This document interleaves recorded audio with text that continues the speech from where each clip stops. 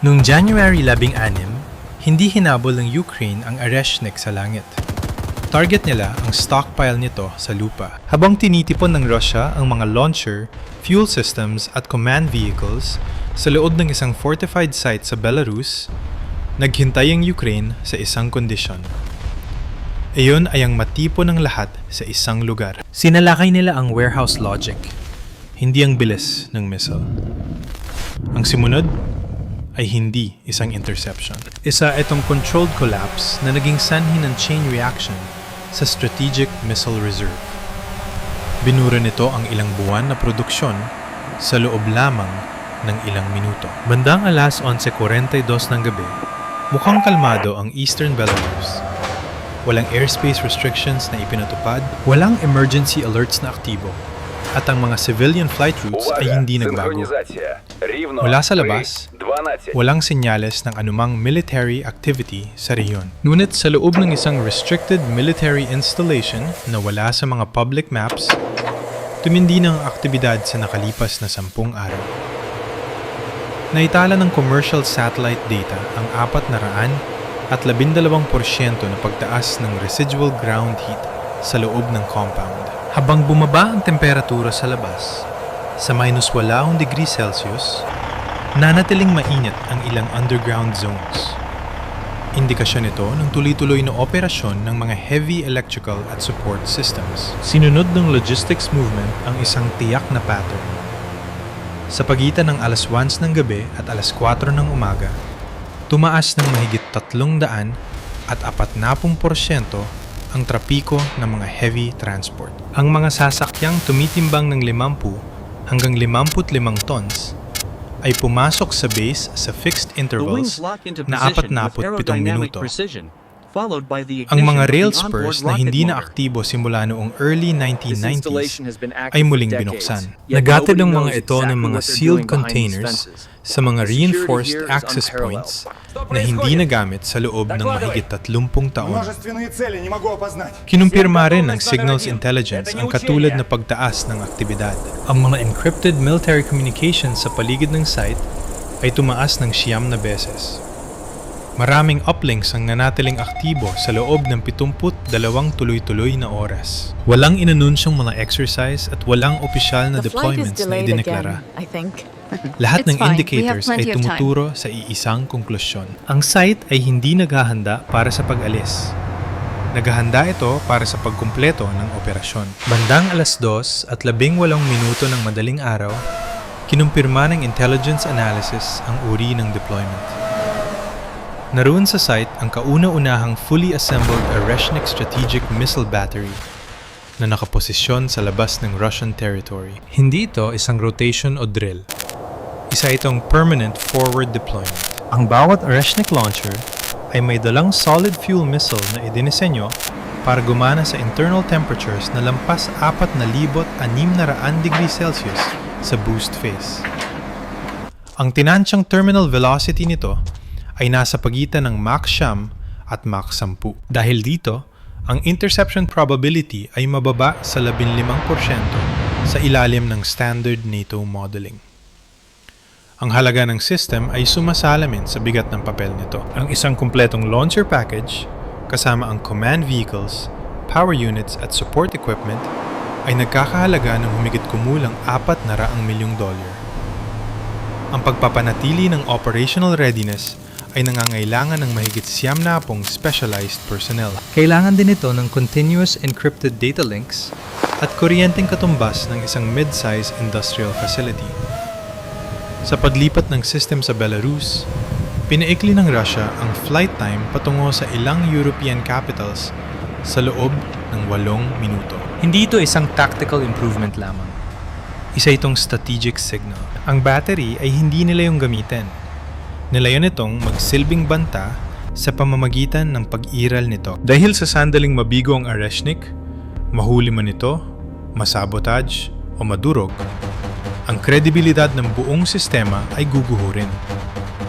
Bandang alas 1 at 7 minuto ng umaga, kinumpirma ng Ukrainian command elements na ang target ay nasa strike range na. Ang tuloy-tuloy na drone surveillance at satellite updates bawat 70 minuto ay nagbigay ng coordinates ng launcher na may sub-meter accuracy.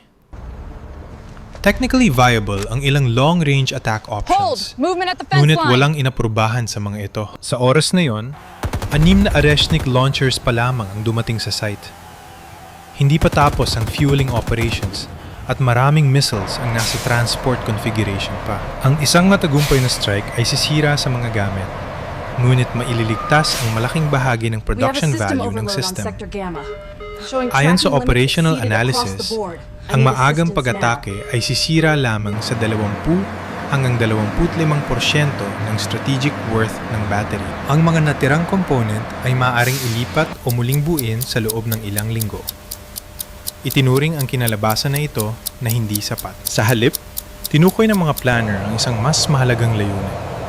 Ang isang fully assembled Areshnik battery ay nangangailangan ng 14 hanggang 16 na buwan ng synchronized manufacturing. Gumagamit din ito ng mga rare materials at components na limitado na dahil sa international sanctions. Ang sabay-sabay na pagwasak sa lahat ng launchers ay bubura sa isang buong production cycle sa halip na makapinsala lang sa isang unit. Malaki ang panganib sa paghihintay. Kapag nalagyan na ng fuel, ang bawat missile ay may dalang volatile solid propellant. Kaya nitong lumika ng internal temperatures na lampas 4,000 degrees Celsius. Anumang strike sa ilalim ng mga kondisyong ito ay may panganib ng uncontrolled detonation. Sa kabila ng panganib, inilabas ang direktiba. Walang launch authorization, walang preemptive strike, tracking lamang ang gagawin. Ang komprontasyon ay hindi na tungkol sa firepower. Ito ay tungkol na sa tamang timing. Mula sa sandaling yon, ang Ukrainian command ay hindi naghahanda para atakihin ang base.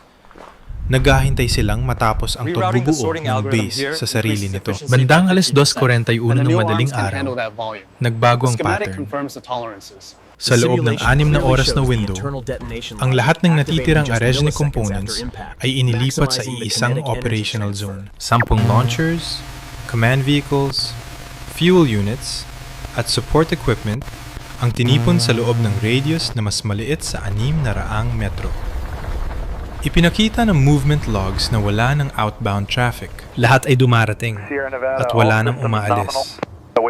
Biglang tumaas ang thermal data. Ang temperatura ng lupa sa loob ng compound ay tumaas ng mahigit 480%. Sanhi ito ng tuloy-tuloy na fueling at activation ng power system. Tinatayan ng mga independent analysts na ang site ay naglalaman na ng solid propellant na may explosive yield na katumbas ng mahigit 1,100 tons ng TNT. Sa yugtong ito, tumawid ang pasilidad sa isang critical threshold. Kapag ang solid fuel loading ay umabot na sa final pressure, hindi naligtas na ilipat ang mga missiles. Anumang pagtatangka na ikalat ang mga launcher ay mangangailangan ng depressurization cycles na tumatagal ng ilang oras. Isang delay na hindi uubra sa combat conditions. Ang base ay tila ikinandado ang sarili sa pwesto. Kinumpirma ng satellite imagery na lahat ng blast doors ay selyado na. Ang mga internal ventilation systems ay tumatakbo sa maximum capacity at ang mga emergency response vehicles ay inilapit sa mga bunker. Hindi ito mga defensive measures. Indikasyon ito ng final assembly. Para sa mga Ukrainian planners, malinaw ang kahalagahan nito. Ang target ay hindi na grupo ng mga sasakyan, kundi iisang buong sistema. Kung mabigo ang isang structure, susunod ang secondary ignition. Kapag nangyari ang ignition, imposible ang containment. Mula sa puntong ito, hindi na mababaligtad ang sitwasyon. Ang lahat ng dating magkakahiwalay ay magkakaugnay na ngayon. At kapag magkakaugnay na, isang trigger na lang ang kailangan. Bandang alas 3 at 12 minuto ng madaling araw, pinalunsad ang operational plan. Hindi bumuo ang Ukraine ng isang malaking strike formation. Walang mass launch at walang saturation wave ng mga eroplano. Ang buong misyon ay dumidepende sa isang package na mas maliit pa sa karaniwang patrols. Ang strike group ay binubuo lamang ng 2 F-16 Block 70/70, 2 aircraft at 10 long-range unmanned aerial vehicles. Iyon ang buong puwersa, walang inila ang reserves. Napakalaki ng pagkakaiba sa halaga. Ang kabuuang halaga ng lahat ng assets sa operasyon ay tinatayang mas mababa sa $8 milyong. Ang target na kanilang sasalakayin ay lampas sa $4 na bilyong ang halaga sa strategic at manufacturing value. Hindi tatawid sa border ang mga eroplano. Lahat ng armas ay nakaprogram para sa standoff release sa labas ng hostile airspace. Ang mga flight paths ay kinalkula para manatili sa ibaba ng detection thresholds at maiwasan ang radar correlation. Ang mga unmanned systems ay limitado rin ang laki. Ang bawat drone ay may maliit na gasoline engine, basic guidance hardware, at warhead na mas mababa sa 80 pounds. Sa individual na aspeto, maliit lang ang banta nila. Ngunit kolektibo, idinisenyo sila para hubugin ang battlefield sa halip na wasakin ito agad. Ang layunin ay hindi ang agarang pinsala, kundi ang kontrol. Ang bawat elemento ng package ay may tumpak na papel, naka-time hanggang sa huling segundo. Walang platform na pwedeng masayang at walang kilos na doble. Ang buong sequence ay dumedepende sa synchronization sa halip na firepower. Mula sa sandaling ito, hindi na maaring baguhin ang operasyon. Ang susunod na yugto ay hindi na pagpaplano ang magdedesisyon, kundi ang mismong execution. Bandang 3:47 ng umaga, sinimulan ang unang yugto. Mula sa loob ng Ukrainian airspace, ang Lead F-16 ay nagpakawala ng 2 ADM, 160 MALD decoys. Sa loob ng ilang segundo, nag-activate ang parehong units ng pre-programmed electronic profiles. Idinisenyo ang mga ito para gayahin ang mga high-altitude strike aircraft. Agad na nag-react ang Russian early warning radar. Sa loob ng 70 segundo, ang S-400 surveillance system ay nag-classify ng mahigit 25 magkakahiwalay na aerial contacts. Ang radar returns ay nagmungkahi ng maraming malalaking target sa taas na lampas 25,000 piye. Ang signatures ay tugma sa manned aircraft sa halip na unmanned systems. Sumunod ang depensa sa kanilang doktrina. Inilipat ng mga algorithms ang lahat ng tracking capacity patungo sa inaakalang high-threat sector. Nag-lock on ang fire control radars. Automatic ibinigay ang launch authorization nang maabot ang correlation thresholds. Roger that, moving into position now. Sa pagitan ng 3:49 at 3:53 ng umaga, 8 S-400 interceptor missiles ang sunod-sunod na pinaputok. Ang bawat interceptor ay nagkakahalaga ng mahigit $2.5 milyong. Wala sa mga ito ang tumama sa totoong eroplano. Nakamit ng palilinlang ang pangunahing epekto nito. Dahil naubos ang mga interceptor, ang battery ay pumasok sa mandatory reload cycle na tumatagal ng 35 hanggang 40 minuto. Sa window na yon, hindi available ang long-range air defense coverage. Higit sa lahat, inakala ng mga radar operators na matagumpay ang kanilang engagement. Naitala sa system logs ang mga kumpirmadong kills laban sa mga peking target. Nabaling ang atensyon palayo sa low-altitude sectors. Habang nakatuon ang mga operators sa itaas, ang tunay na banta ay nasa ibaba ng 150 piye. Nakatago ito sa tulong ng terrain at clutter. Sa sandaling iyon, ang pinakamahal na air defense network sa rehiyon ay bulag sa katotohanan. Habang abala ang upper layer, ang susunod na yugto ay kumilos ng hindi napapansin. Bandang 4:02 ng madaling araw, lumipat ang laban sa inner perimeter.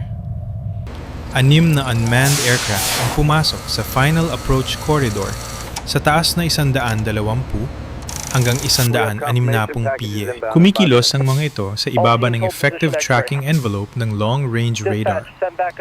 Sa taas na yon, ang detection ay dumidepende na lamang sa short-range fire control systems. Agad na nag-react ang mga Pantsir S-1 at Tor M2 units. Sa loob ng ilang segundo, maraming tracking channels ang na-activate. Sinububukan ng bawat system na labanan ng ilang targets ng sabay-sabay.